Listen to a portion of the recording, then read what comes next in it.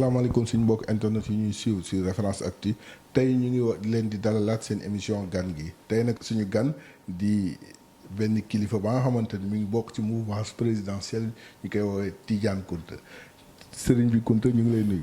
asalaamaaleykum Maodo bismillahi rahmaani rahim soxna maa ngi lay sant di la gërëm. di gërëm seen groupe de presse bi ci ñeen ñëw seet si ma tey am naa mbégte waxtaan ak yéen ci li yéen yaakaar ne soxla la ci réew mi. ñu war ci waxtaan man ak yéen. di leen waxtaan ci ay ponk yu xaw a takk tuuti wante bi ñuy njëkkee rek mooy li war di wax lu def waxu lu ay di jàmbat. te fu mu toll liy jàmbatu ñëpp surtout ñuy yëngu ci wàllum politique mooy élection locale yi élection locale yi yéen au niveau di seen mouvance bi ngeen bokk nan ngeen koy waajee. liñ koy waajee nan lañ koy doon waajee boobu ba léegi parce que élection locale doo toog ba 2021 ñu jëm 2022 nga koy waaj biñ ci génnee 2014 lañ ko commencé waaj bi ñetti pàcc la bi ci njëkk mooy ñañu dénk gox ya ñu bokk ci ñun ñu ngi doon liggéey ña nga xam ne yaakaaroon nañ dañ leen waroon a jël ci jëluñu leen ak ñi bees ñi feeñ ci gox yi booba léegi ñu ngi liggéey ngir suñu àggee ci bés bu mel ni 23 janvier 2022 ñoom aussi ñu jël ñu remplacer ñi nga xam ne ñoo fa nekk waaj bi également mooy gouvernement bi lépp loo xam ne waroon na ko liggéey ci gox yooyu liggéey na ko ba améliorer conditions de vie des citoyens ci gox yooyu am na ñetti programme wala ñeent yoo xam ni dugal nañ ko fa muy Promoville muy PUDC muy également lu mel ni Puma dugg na lool ci gox yi ba Sénégal yi yëg ni de plus en plus li nga xam ne mooy cœur de métier Macky Sall muy lutte contre les inégalités territoriales am na lu bëri lu mu ci def ba mais doyen damay lay yokkal foofu sax beaucoup de gens disent que ni l'état du Sénégal maire yi nekk en activité l'état daf leen utal bilan. mais état la. waaw état daf leen utal bilan parce que dañu nekk ci pàcc mu bees nouvelle révolution moom mooy acte 3 de la décentralisation pour accompagner ko. moo tax ñu développer programme yu mag yooyu xam ne comme communes yi dañoo loof seen koom ba bëriwul état bi jël ay moyens bon ma jàppale wutule leen bilan. état bi dafa doon liggéey pour sénégalais yi. mais nag kuy xalam di ci jaay bàkk ba yaay borom wante beneen buy am solo yéen a ngi koy waaj bilan bi am na fii état bi jàppale ñu bëri bilan mais seen investiture yi du tas seen ànd gi ngeen yaakaar. loolu nag moom mooy démocratie képp ku juddoo ci gox. tekk fa dara war nga mën a jóg ne man gox bi dama koy laaj dama koo bëgg.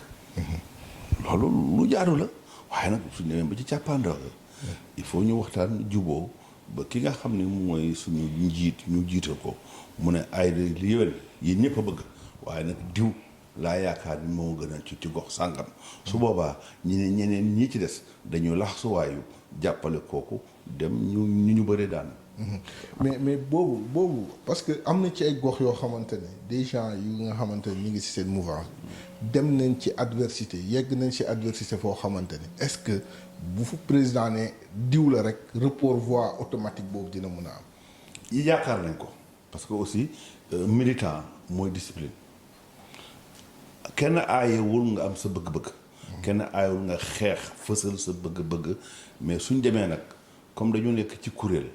ba ki nga xam ne moom moo ñu jiitee ne ay léegi yowén kat yow Demba Moussa man Ibrahima mais laa bëgg ñun ñëpp nañu lax suwaayu ànd ak moom ngir xam nga enjeu élection yi ñëw duñ ko jàpp ci maire rek mais da nga caa boole ni ñu ngi jëm 2022 2022 dañuy assemblée nationale dañ ko war a renouveler ci laaj na ci goxaari ñoo am ci kattan takku nekk benn dafa am aussi enjeu 2024 mais su weesoo loolu lépp 2035 lañ jëm ci ku yoo jëm 2035 doo xool 2022 ci élection territoriale da ngay xool ni 2022 ñëw na 2024 dina ñëw yeneen échéance dina ñëw yeneen possibilité nga taxawal sa gox ak taxawal sa réew dina am loolu mooy intelligence politique.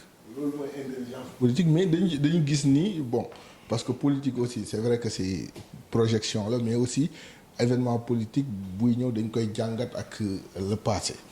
dañuy jël l'exemple de 2014. 2014 les gens disent que ni seen coalition musul yëngu mais 2014 je suis désolé mais foofu yëngu na surtout à Dakar mu am ñu ci génn ñu am solo ba ngeen perdre presque la majorité des communes mais 2014 boobu noonu syndrome bi amoon est-ce que xalaatoo est-ce que ragaloo leen si ni muy dem ni parce que y a beaucoup d'adversité si seen biir.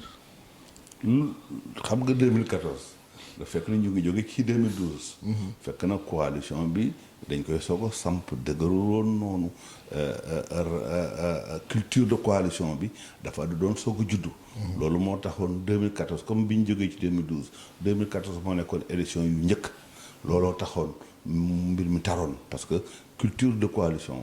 principe de vie de coalition bi amuloon mais yaakaar naa ni bañ jógee 2014 léegi juróom-ñaari at la. def nañ ci ay élection bi ci gën a am solo mooy élection législative bi amoon 2017 di nga discipline bi am au niveau de la coalition ba nga xam ne bi ñu tappee député yi déggoo keneen ku def sa liste bi yoon aussi am naa yaqeen ni militants yi nekk ci biir coalition bokk ci APR comme ñu bokk ci yeneen parti yi daañu d'accord ci tànneef bi nga xam ne moom la njiiti parce que du président Macky Sall moom mooy tànn xam nga moom principe directeur moom mooy dialogue dina waxtaan ak ñi nekk ci secrétariat exécutif bu coalition bi ba ñu sur les 552 collectivités territoriales les communes sur les 46 départements bu nekk ñu ne diw yow yaay jiite diw ak diw lay àndal ci am naa yàqin ni discipline dina am déggoo dina am manko dina am ba ñu dem ba bëri daal.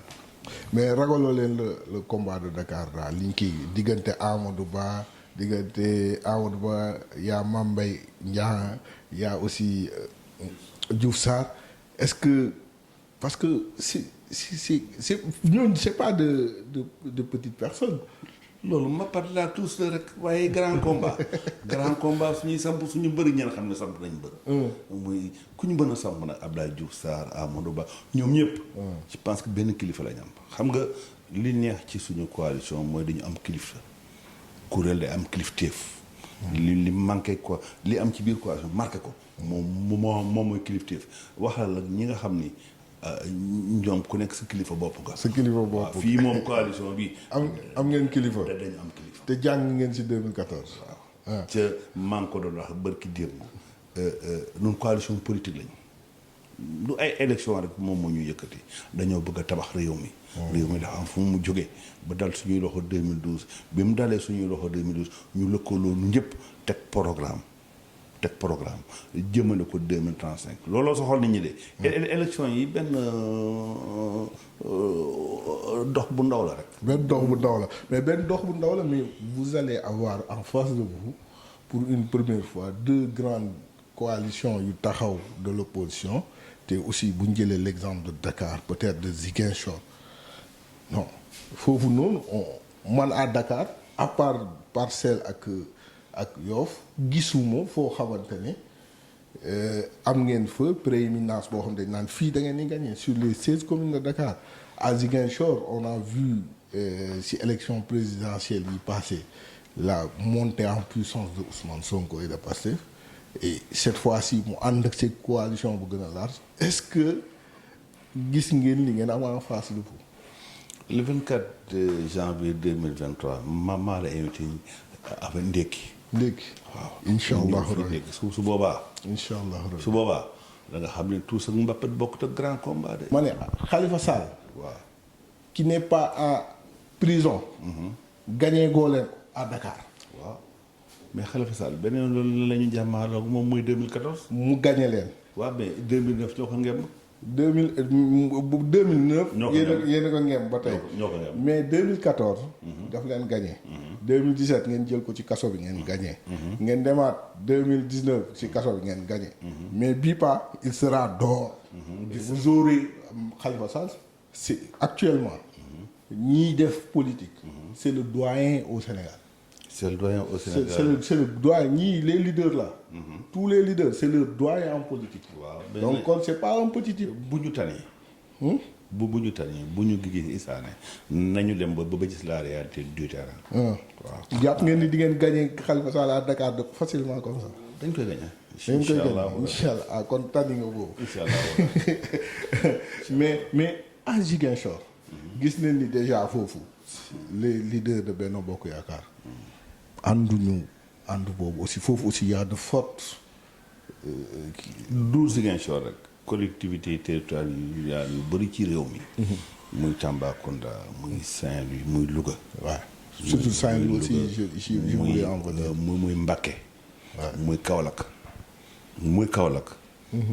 ba tey ji ñuy waxee ni rivalité am na diggante ñi nga xam ne ñoom ñoo fa toogal majorité présidentielle. Ziguinchor c'est un peu plus compliqué. mais yaakaar naa ni. ci yoon wi ñu jël nii fii ak ay fan. fii ak ay fan ndox mi dina teey.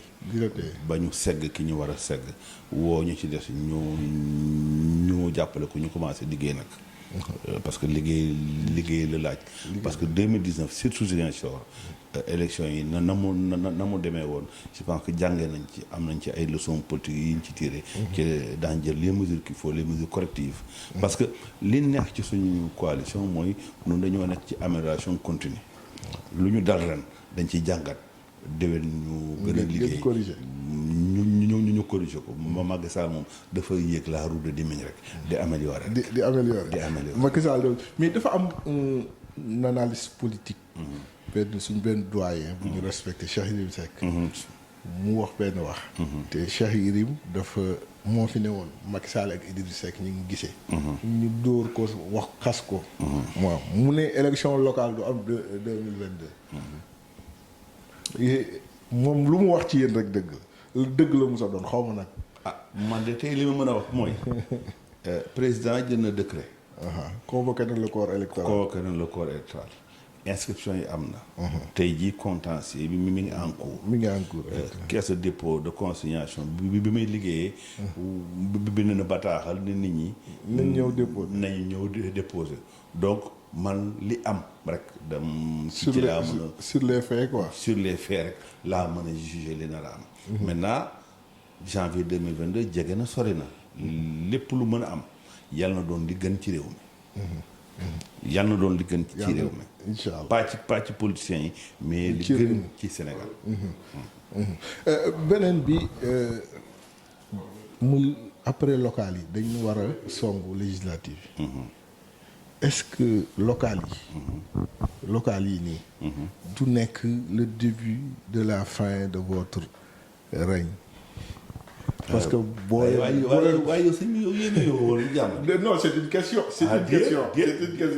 est-ce que boo leen perte local yi yàlla nañ ci yàlla musal waaw ba tey mais c'est une possibilité c'est une possibilité boo leen perte local yi wala ngeen perte la majeure partie des grandes villes est-ce que du enclencher quelque chose ba nga xamante ne dina nekk quelque chose buy metti si yéen ci législative xanaa ba nga may laaj da ngaa fàtte la ma njëkkoon a laaj nga ni gouvernement bi wutal na maire yi bilan sànq ba ñuy soog waxtaan waaw am nañ bilan de maire yi am na ndey suñu mouvance am na bilan au niveau des collectivités territoriales benn ñaareel ba mooy suñu mouvance sociologiquement dafa nekk fu nekk ci réew mi li ma yaakaar kay mooy ñi yaakaar ni que kacc mooy gagné élection suñu nee ba le 22 janvier ci ngoon du seen yaakaar doo tas loolu laa gën a yaakaar parce que également liggéey nañ de liggéey nañ de kon liggéey ngeen kon baax na jóge fii bëgg a dem Matam xool buy ba njëkk ba bi nga daan dem Matam fukki waxtu ak ñeent ngay def léegi Matam soo fi yeewoo 9 heures mën nga fa jullee tisbaar am na wala moom gars yi loolu la ñuy wax de soo demee Saalum am na dëkk yoo xam mosuñoo naan ndox mu sedd mosuñoo lekk mu des ñu denc ko léegi am nañ ay léegi am na ñuy télé balaa ñuy jeexal ci chapitre politique bi rek dinañ roqas benn boo xamante ne sa gars yi duñ ko bëgg a laaj duñ ci bëgg a toon mais 2024 mi ngi ñëw te président dégg naa ko à New York mu ne gars mi mu ne leen yéen. votre combat c'est 2022. Mon combat ça viendra. Son combat le président xanaa dafa bëgg un troisième mandat en 2024. question troisième mandat bi waaw xam nga moom tudd ko dafa ne mon combat viendra après. waaw su dee question troisième mandat bi nga bëgg wax de manière subtile. li ma la ciy wax. mooy question troisième mandat bi ñetti mbir la. bi ci njëkk décision personnelle. bu Macky Sall en tant que citoyen sénégalais. toog ni man jox nañ ma réew mi joxaat nañ ma réew mi est-ce que mën naa laajaat réew mi mooy toog. en son âme et conscience de décision bi. ñaareel bi mooy dañoo am pénc man ak yow ak ñun ñëpp ne suñu réew suñuy àtte dafa am ay sénégalais yoo xam ne ñoo ñuy àtte. mooy conseil constitutionnel ñooñu daañ def seen liggéey. troisième bi mooy combat politique la Macky Sall bëgg na xaw-xawma conseil constitutionnel nee na ko waaw léegi nag est-ce que ñi nga xam ne ñu ngi ci askan wi ne loolu mënta am combat politique la. mais am na àggaguñ ci. mais am na beneen point boo omettre. da nga ne c'est décision personnelle. waaw penc mi. waxit mais si ñett yi nga lim yëpp. li moom moralité. moralité mooy lan. moralité mooy lan man de président de la république. waxul. nit waxuma. maa ko lire. ci livre am le Sénégal au cœur. mu ne. xam nga boobu livre la woon pour préparer la campagne de 2019 rek. mu ne les Sénégalais maa ngi ñëw di dagaan seen baat. pour deuxième dernière fois. mais loolu laa la ni décision personnelle la. donc si waaw décision personnelle la man je me dis ba ma liiree loolu. ba tey jii nii quand je discute avec des gens ñu wax ma dama am président de la république moo bind. te bind kenn du ko far. moo bind ni pare na ci. boobu laa la ni décision personnelle la. donc le président de la république ak li fi jot a xew dans l'histoire récente. est-ce que moralement war na ut. du mu dugg ci jugement boobu dama ne la décision personnelle la décision de justice la combat politique la. mais la moralité daf ci am solo de. ci décision personnelle la. ci décision personnelle am lay doon waaw ñu dem sànq da nga fi wax xam naa wax ju am solo ci kàcc yi gañewul élection. mais dafa am benn phénomène bu am ci kàcc googu mooy sur les réseaux sociaux mooy léegi les intimités les discussions intimes. les discussions personnelles. même sax arrestation nit sax. léegi dañ koy étaler ci réseaux sociaux yi comme ça là. comme rek photo personnelle bu may dugal mais loolu c'est pas un danger pour la République. c'est un danger pour l'humanité en fait c'est un danger pour l'humanité peut-être suñu réew mi ñu dëkk. moom la fi fës parce que dañuy dund ak moom. mais dafa nekk problème yoo xam ne ci réew yëpp la. parce que dañu génn ci benn civilisation industrielle dugg ci civilisation digitale ak cybernétique. li ñu gën a metti ci suñu réew yi nun biñ nekk mooy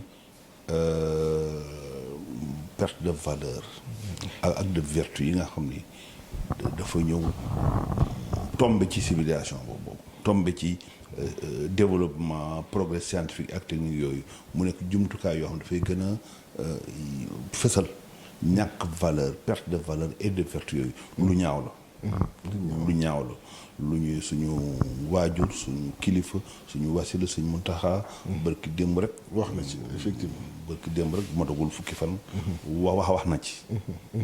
wax na ci donc dañ koy ñaawlu du lu jaadu réew dafa war a ànd ak sutura réew dafa war a dafa war a warma réew dañ ci war a moytu cam cam baatu cam baaxul de cam yàlla nañu yàlla musul amiin yaa rabbal dañuy am doom dañuy ami sët mun dañ fiy jóge su doon suñuy maam ci lii lañu nekkoon réew mi tas na dañuy wolof njaay danaan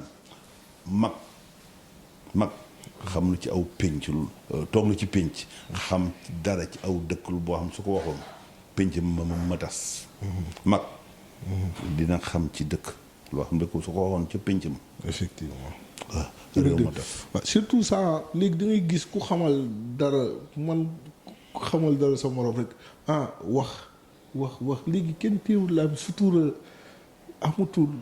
keroog dama déglu Sëriñ Muntaxa mu ne lii dañ ko waroon jël di ko teg chaque jour nit ñi di ko dégg tellement affaire yi dafa sori quoi tellement dafa sori léegi chaque jour nga dégg diw waxal na diw dara diw xamal na diw dara mais fii. nañu moytu ba mën ak yooyu buñ ci bokk. nañu moytu ba suñuy soxna duñ ci bokk. incha allah nañu moytu ba suñuy doom duñ ci bokk. incha allah nañu def ba ku ñu dégg ji gis ñu. ci li ñu nekk mu teg ci tànkam. loolu la ñuy ñaan parce que tiit dafa jot. tiit de. tiit dafa jot ci réew mi fi mu jëm parce que suñu moytuwul. ba ñi amul kilifa jël réew mi ci ñi nangu kilifteef réew mi dina tuskare. réew mi fi nekk ñaari pàcc la ñi am kilifa weeweeku ci kilifteef ak ñi amul kilifa. suñu moytuwul ba réew mi tombe ci ñi amul kilifa réew mi dina tuskare. des naa comprendre li nga wax des naa comprendre. xam nga sànq dañoo commencé. nga ne yéen da ngeen am kilifa. waaw. ñeleen ñi amuñu kilifa. déet dama ni. de am nañ kilifa mais nañu moytu. ba réew mi ñeen bañ ko jox ñi amul kilifa ñi nekk seen kilifa boobu. waaw ko moof ñàndul nañ ko dañ jàll. beneen bi aussi mooy affaire passeport diplomatique. mais passeport diplomatique sénégalais. gis nañ léegi mu dem ba mu am un trafic boo xam ne ay député lañ ci tudd. ay députés des représentants du peuple. ñu wax ci affaire ay benn deal bu garaaw ay mariage fictif. tout ça puis loolu noo ko gis. li nga doon wax léegi rek réew mi tutus kare parce que soo demee ba nga nekk ci fukki million ak juróom-benn. ñu tànn la jox la baatu réew mi nga war a toog war a fas yoonu réew mi nga war ko dogal ngay dugg ci ñàkk fayda yi ñu jox la salaire jox la oto. jox la passeport ngay ñàkk maanaa ñàkk classe bay di dugg ci yooyu. ñooñu dañ leen war a jàpp teg leen yoon. waaye nag bu ñu yàkkamti.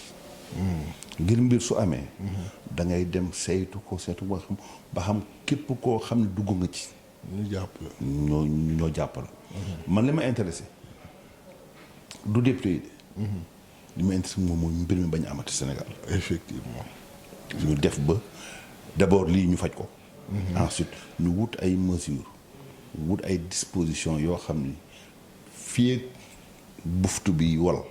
lii doon am Sénégal. c'est tellement vrai que réseau bi yaatu na nu ko nit ñi xalaatee. mais kon bu ñu yàkkamti parce que j'ai comme l'impression que ñu bëri li leen intéressé moom mooy ñoo daan député. jooni rek. jooni ñoo daan député ci suñ daanee député yi ca mécanisme yi gaa ñu doon jël. chaîne de roublardise bi gaa ñu doon jël. ba lu ñaaw loolu di am démantelé wuñu ko. mën na am sax mu nekk ay règles mën na am mu nekk loi. mais ñu changé loi bi. ñu changé ko effectivement. ñu changé loi bi ba ëllëg muy député muy ministre muy keneen soo amee passeport diplomatique mu yem ci yow man loolu laa daal. loolu moo fi amoon temps wu Senghor. moo fi amoon temps Abdou Diouf je crois que temps wu. Abdoulaye Wade dañu commencé changé. député yi seen i soxna di ay passeport ba loolu mën a am mais nañ ko changé mais affaire bi moom. képp ku ci bokk. na yoon tegu sa kaw. na yoon dal sa kaw. parce que du question Macky Sall président Macky Sall du question coalition Benno Bokk Yaakaar mais drapeau Sénégal. république bi la république du Sénégal drapeau Sénégal. nañ sàmm suñu drapeau parce que moomuñu ko dañ ko jël ci ay loxo dañ koy joxe ay loxo nañ ko jëlee. na ko Senghor tabaxee ba jox ko Abdou Diouf téye ko ba jox ko Abdoulaye Wade tabax ko ba jox ko Macky Sall ngir yàlla. nañ ko joxe noonu ñii ñëw ëllëg xam naa fi ñuy jeexale mooy kiiwu violence yi. gis on a vu beaucoup de meurtres. bërki démb bi choqué sénégalais yëpp. mooy ñaari nit seen auto télescopé maa am priorité amoo priorité le gars mu génnee paaka jam ko.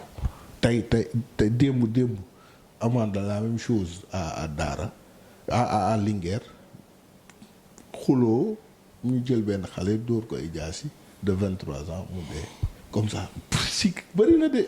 bëri na mais pourtant violence nag dafa mës a am Sénégal xanaa kay réseaux sociaux yi bëri de ak. wala léegi amplification la. amplification la rek mais violence dafa mës a bëri. humanité vie sociale ak violence. ñoom ñoo ànd dama lay fàttali violence yoo xam ni Adama bi mu fi jógee ay doom dañoo reyante ñaari doom. keneen ki maa ngi fàttali suma maam Alioune dañ ko fekk muy julli. ñu ñoo dagg bopp bi. violence am na mais amplification c'est-à-dire que léegi dañu nekk ci réewu xibaar. waaw ci xibaar. xibaar bi gën a bon ci xibaar la ñuy jox. xibaar bi gën a bon ci xibaar yi xam nga li suma waajur suñu Cheikh Mountakha wax barki démb. looloo xibaar. ci loolu la ñu waroon waxtaan. ci loolu la ñu waroon waxtaan bis bu nekk. penc ñoo tas ko ci penc mi Sénégal yi di ci waxtaan moo gën ñuy waxtaan ñaari ñoo doon xeex di xuloo dee saaga yéenay tànn xibaar bi ñu la jox réew mi dee leen seet waaye li gën ci réew mi. di ko seetantal bu baax li gën ci askan bi. wala. waaw loolu da ciy am solo da ciy am solo mu nekk suñu gan Tidiane Kounta bokk ci mouvance présidentielle bi moom nee na noonu rek la bëgg ñu présenté ko sëriñ bi kon ñu bàyyi la nga joxe kàddu yu mujj yi. di leen sant di leen gërëm. di xam ni Sénégal benn lañ. alhamdulilah Sénégal benn lañ. nañu moytu xastante bi nañu moytu saagante bi nañu moytu violence bi nañu xam ne réew mi dañ koy tabax. ñi ko njëkk a yor. li ma la waxoon rek dañu tabax réew mi. ay mag jàppale leen. ba tey li fi am Sissoko. foo dem ci Sénégal da ngay lekk da ngay naan da ngay kaf da ngay ree. effectivement. nañu waxtaan waay. nañu dialoguer. converser échanger et s'accorder. incha allah loolu laa la bëggoon. incha allah mu nekkoon Tidiane Kounta bokk ci mouvance présidentielle. moo nekkoon suñu gan. ci seen émission gan gi di leen dig daje yeneen i jotaay ak beneen gan.